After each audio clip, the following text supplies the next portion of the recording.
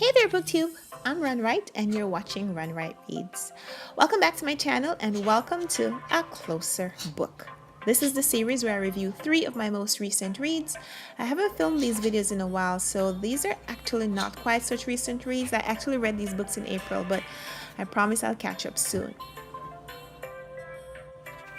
First up is a nonfiction self-help inspirational read, The 4 Agreements by Don Miguel Ruiz. The premise of this short book is that we all believe certain things about ourselves, and those beliefs form our reality. Ruiz says that we have to break the negative agreements and form these 4 important ones to transform our lives. The first agreement is that we will be true to our word. Say only what you mean and mean what you say so people can rely on your word.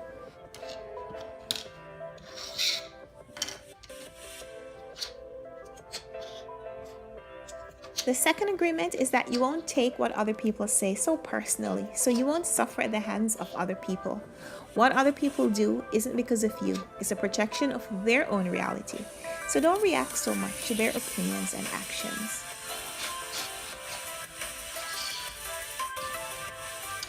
The third agreement is that you won't assume. Instead, you should find the courage to ask questions to give clarity.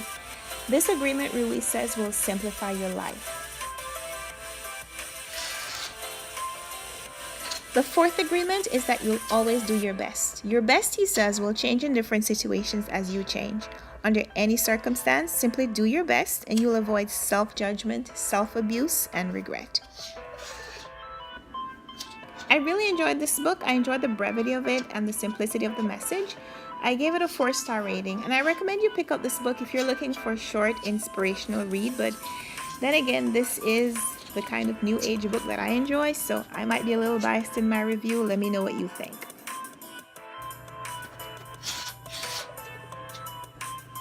Then I got into a war novel.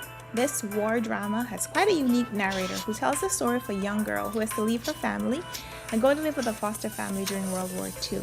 Of course, I'm talking about Markus Zusak's The Book Thief. This book has everything you'd expect in a story about the war. Jews and Nazi, hate and love, and enemies and friends on both sides. Of course, there's tragic loss and fear and everything else you would imagine, but it's an unexpected story about hope and love and friendship and the surprising hero, well, a heroine who uses her love for books to save herself and others.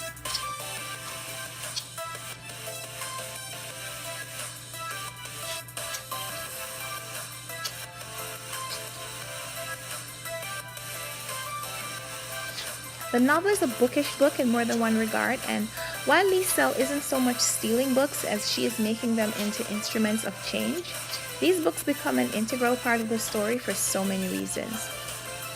Lee Sell is a character you will love and root for and cry for. And I like that the characters who seem like they're going to be victims of the war emerge victorious. This was a beautiful read, and I gave it a 4-star rating as well.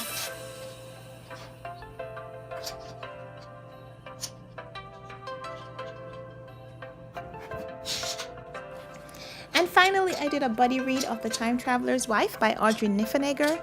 It follows a young boy who loses his mother in an accident, and as a result of the trauma, he develops this cognitive disorder where he time travels whenever he's stressed. So as an adult, married man, he goes back in time to meet his wife as a child and develops a relationship with her in the past. It's a fantasy story, and yes, it's confusing, and I found lots of problematic situations in this story.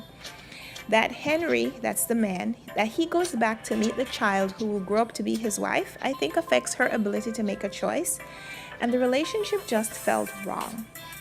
It felt like he was really trapped in his own state of childishness and could only develop a relationship with someone he had connected with on that juvenile level. So for me, this story pushes the boundary of influence, and it was a disturbing example of interrupting fate and predestination. It was weird to read about a 6-year-old girl and an unrelated adult male who is naked half of the time and not have thoughts of pedophilia. It was really weird. This novel is often talked about as being an epic romance, but I didn't find the relationship to be endearing at all. I did a buddy read of this one with Jolene at The Fictional Reader, and we both rated it pretty low. So that's A Closer Book. Thanks for watching. and I'll be back soon for another look at 3 of my most recent reads. Let's chat in the comments if you've read any of these, and until next time, happy reading. Bye!